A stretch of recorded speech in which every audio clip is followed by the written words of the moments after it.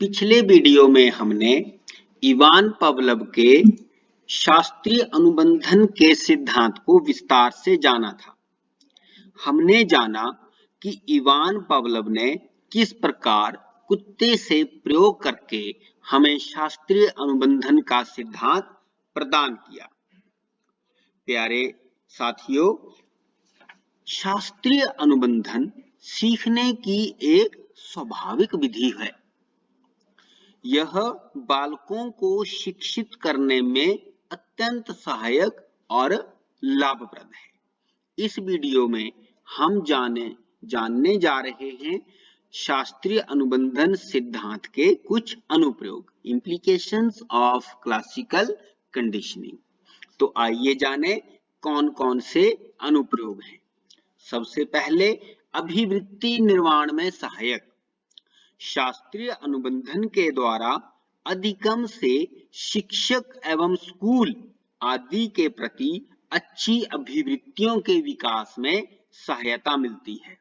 अगर हम इसको एक उदाहरण के माध्यम से जानें तो जैसा हम देखते हैं कई बार कि बच्चे विद्यालय जाना पसंद नहीं करते, लेकिन जब विद्यालय जाने का समय आता है तो बच्चा जोर जोर से रोने लगता है और कहता है कि मैंने नहीं जाना, मैंने नहीं जाना।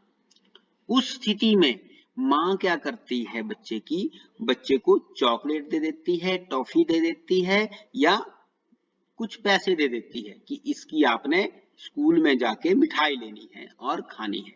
बच्चे के लिए वो चॉकलेट, टॉफी या वो धनराशि एक प्रेरक के रूप में कार्य करती है, एक स्टिमुलस के रूप में कार्य करती है और बच्चा उसके प्रलोभन में रोना बंद कर देता है और विद्यालय चला जाता है।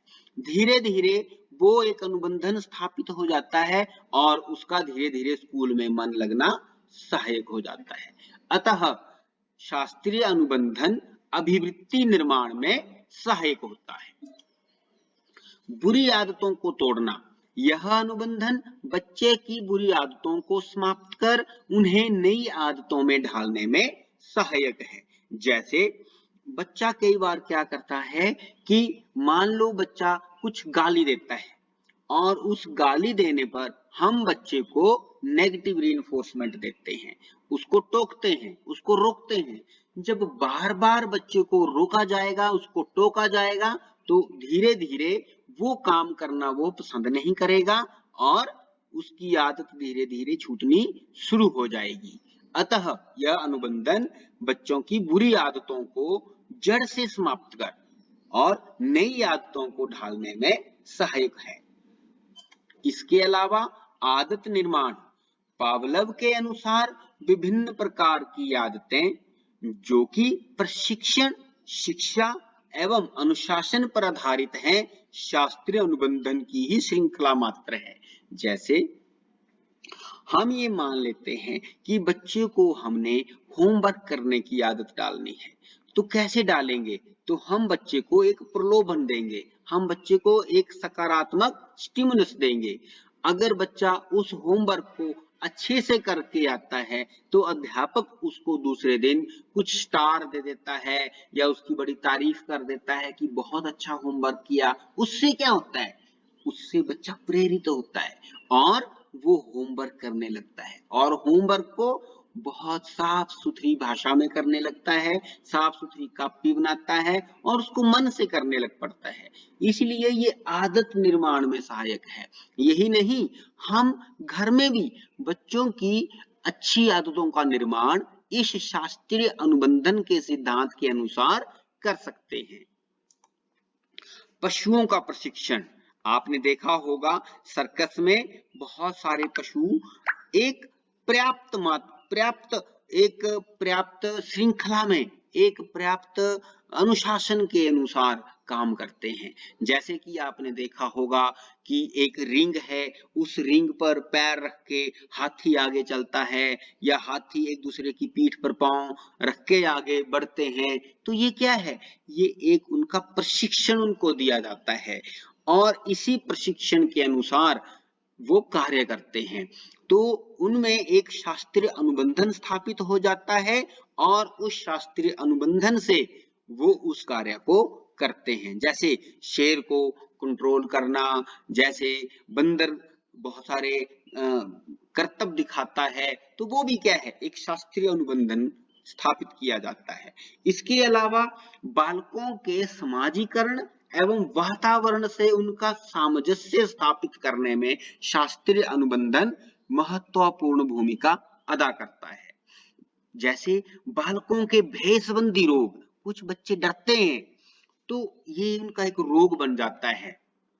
जैसे बच्चे किसी भी विषय से डरें या किसी वस्तु से डरें, तो वो भय जो है उसका निराकरण कैसे करना, उसको दूर कैसे करना, तो उस भय को हम एक सकारात्मक अनुभव में परिवर्तित करके उस भय को समाप्त कर सकते हैं शास्त्रीय अनुबंधन के सिद्धांत द्वारा। जैसे बच्चा डरता है कि रात को उसने अपने कमरे में अकेले नहीं जाना, तो हम बच्चे को बोलेंगे जाओ अकेले कमरे में जाओ, वहां आपके लिए कुछ गिफ्ट रखा है। तो बच्चा जाता है और उस गिफ्ट को देख के प्रसन्न हो जाता है। तो जैसे उसका भय होता है कि इस कमरे में जाके मुझे भय लगता है, लेकिन एक जब उसको एक कुछ पुरस्कार दिया जाता है, कुछ गिफ्ट दिया जाता है, उपहार दिया जाता है, तो वो उस उपहार के लालच में उस डर को भूल जाता है। तो हम उसको बता सकते हैं कि देखो आप उपहार लेने गए तो कमरे में कुछ नहीं हुआ, इसलिए उस कमरे में डर जैसी कोई बात नहीं है। तो ये उसका एक शास्त्रीय अनुबंधन स्थापित हो जाता है और बच्चे का वो डर समाप्त हो जाता है। इसके अलावा अच्छे व्यवहार व अनुशासन की भावना का विकास इस शास्त्रीय अनुबंधन के द्वारा हम कर सकते हैं।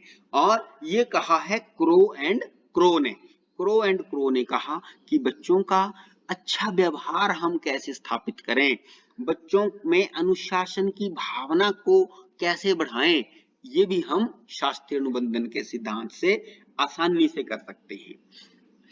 क्रो एक और बात करते हैं कि बच्चे अच्छा होमवर्क करके नहीं आते, सुलेख अच्छा नहीं लिखते। जब बच्चे अच्छा सुलेख नहीं लिखते तो कुछ एक बच्चे किसी उपहार से, किसी अच्छी आदत के निर्माण से उस सुलेख को ठीक कर लेते हैं। लेकिन कुछ बच्चे ऐसे होते हैं, उनके लिए हमें नेगेटिव रीइंफोर्समेंट का प्रयोग करना होता है, तो उसके डर से बच्चे अच्छा लिखते हैं। जैसे बच्चे को पता होगा कि अगर मैं अच्छा नहीं लिखूंगा तो अध्यापक मुझे रिपीट लिख देंगे, तो वो पहले से ही अच्छा लिखेगा, तो उससे क्या होगा, उसका सुलेख धीरे धीरे ठीक होने लग जाएगा। फिर क्रो के अनुसार बच्चों को अक्षर विन्यास सिखाना, ये भी शास्त्रीय अनुबंधन से हम अच्छे से कर सकते हैं। ये अक्षर विन्यास क्या होता है, जैसे कोई लंबा अक्षर है, जैसे अनुबंधन, तो हमने इसको प्रोनाउंस करना सिखाना, तो बच्चे इसको कैसे प्रोनाउंस करेंगे, तो बच्चों को हम सिखाएंगे, देखो पहले हम पढ़ेंगे अनुबंधन, फिर आ गया अनुबंधन, तो इस प्रकार हम बच्चे को सिखा सकते हैं।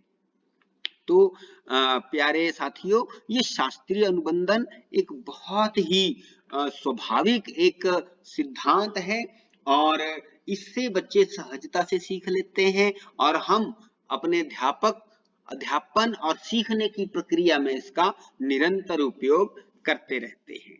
तो मुझे आशा है अब आपको पता लग गया होगा कि हम इस सिद्धांत का आज भी अपने क्लासरूम टीचिंग में, अपने बिहेवियर के मॉडिफाई करने में, बुरी आदतों को छोड़ने में, अच्छी आदतों के निर्माण में इसी सिद्धांत का प्रयोग कैसे करते हैं।